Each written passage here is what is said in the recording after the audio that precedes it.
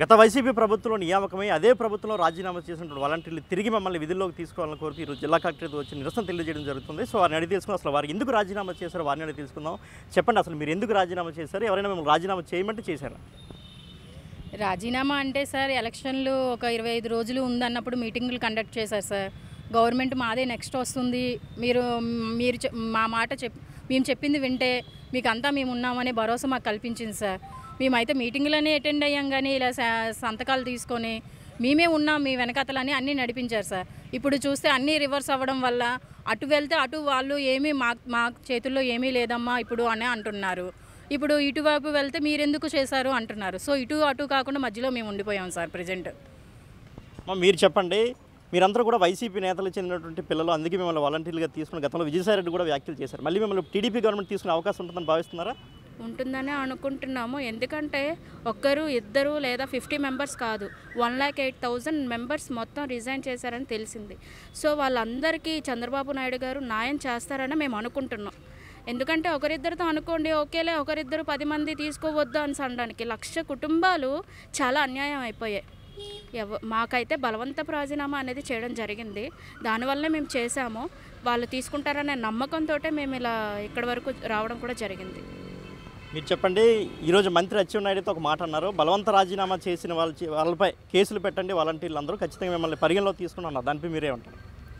బలవంత రాజీనామాలు చేసిన వాళ్ళ వరకు కేసులు పెట్టండి అన్నారు కదా సార్. ఇప్పుడు మా బాధ్యతగా మేము పెడతాం సార్, పెట్టమండానికి మాకు భరోసా ఇస్తారా? ఇప్పుడు తప్పనిసరిగా మమ్మల్ని తీసుకుంటారని భరోసా ఇస్తారా? ఇప్పుడు మేము ఇమీడియట్లీ వెళ్ళి మేము మా చేత ఎవరైతే చేయించారో మేము పెట్టేస్తాం సార్. మాకు హామీ ఇవ్వమనండి సార్, మమ్మల్ని ఖచ్చితంగా తీసుకుంటారని. ఇప్పుడు మేము దానికి చెడిపోయాం, దీనికి చెడిపోయాం, దానికి ప్రలోభాలకు గురయ్యాము. ఈ రోజు వచ్చేసి ఆ ప్రభుత్వంలో మేము ఉంటామని భరోసా కల్పించారు. ఈ ప్రభుత్వం వచ్చేటప్పటికి రిజల్ట్లో తలకిందలు అయ్యేటప్పటికి చేతులు ఎత్తేసారు. ఎవరి దగ్గరికి వెళ్ళినా సరే మా చేతుల్లో ఏముంది ఏముందని అంటున్నారు. ఈ రోజు వచ్చేటప్పటికి మమ్మల్ని ఆదుకునే వాళ్ళు ఒక్కళ్ళు కూడా లేరు సార్.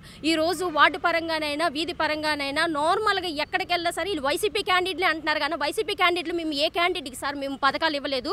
అర్హులైన ప్రతి ఒక్కరికి మేము పథకాలు ఇచ్చి తీరాం, అర్హులైన ప్రతి ఒక్కరికి మేము చేసి తీరాం. ఈ రోజు నిరూపించండి. మేము టీడీపీ వాళ్ళకి ఇవ్వలేదు, వైసీపీ వాళ్ళకి ఇచ్చాము, వేరే పార్టీలకి ఇచ్చాము, మమ్మల్ని నిలదీయమనండి సార్. మేము అర్హులైన ప్రతి ఒక్కరికి మేము బాధ్యత పరంగా లబ్ధిదారులు పొందిన ప్రతి ఒక్కరికి మేము పెట్టిన తర్వాతలో కూడా ఆ ప్రభుత్వం ఈ ప్రభుత్వం అని చెప్పి మమ్మల్ని అన్యాయం చేయడం ఏంటి? మేము ఎందుకు అన్యాయం అవ్వాలి? మేము అన్యాయం అవ్వాల్సిన పని మాకేమొచ్చింది సార్? ఈరోజు ఎంతమంది రోడ్లు పడ్డారు, మా గోళ ఆలకించట్లేదు, మమ్మల్ని పట్టించుకోకుండట్లేదు. తిరుగుతూ ఉన్నాం 3 రోజులు బట్టి, చదువుకొని ఉన్నాం, 5,000కే కష్టపడినాం. ఈరోజు 10,000 రూపాయలకి మేము ఎలా వదిలేసుకుంటాం? మాకు ఈ ప్రభుత్వం న్యాయం చేస్తుందని మేము బలంగా వచ్చాం. మా బాధ సీఎం సార్ వినాలి, చంద్రబాబు నాయుడు మాకు అందరికీ సహాయం చేస్తారని మేము నమ్మి ఈ రోజు కలెక్టర్ ఆఫీస్ దగ్గరకు వచ్చాం. మాకు శక్తి ఎంతవరకు ఉంటే లాస్ట్ వరకు మేము పోరాడతాం. మాకు అనుకూలంగా వచ్చేంత వరకు కూడా మేము నిరసనలు తెలియజేస్తాం. అలాగని చెప్పి గోసలు చేయండి సార్, శాంతియుతంగా మేము నిరసన చేస్తాం. మా బాధ ఆయనకి చేరేంత వరకు, మాకు సహాయం చేరేంత వరకు మేము ఏ చోట కావాలంటే మేము ఆ చోటకి వెళ్ళి మేము నించుంటాం సార్. మా వెనకాల ఉంటే మేము కంప్లైంట్ ఇవ్వడానికి కూడా సిద్ధంగా ఉన్నాం. Thank you so much. So ఇది వాలంటీర్లు చెబుతున్నారు, ఖచ్చితంగా మేము బలవంత రాజీనామాలు చేస్తాం, అయితే మాకు ఎటువంటి రాజకీయ ప్రమేయం మాపై అయితే లేదు, మేము అందరికీ ప్రజాసేవ చేస్తాం కాబట్టి ఖచ్చితంగా మళ్ళీ విధుల్లోకి తీసుకోవాలని వారు కోరుతున్నారు. కెమెరా హరీష్తో Shivashankar, big TV, Vizianagaram. For more videos like this, subscribe Big TV channel.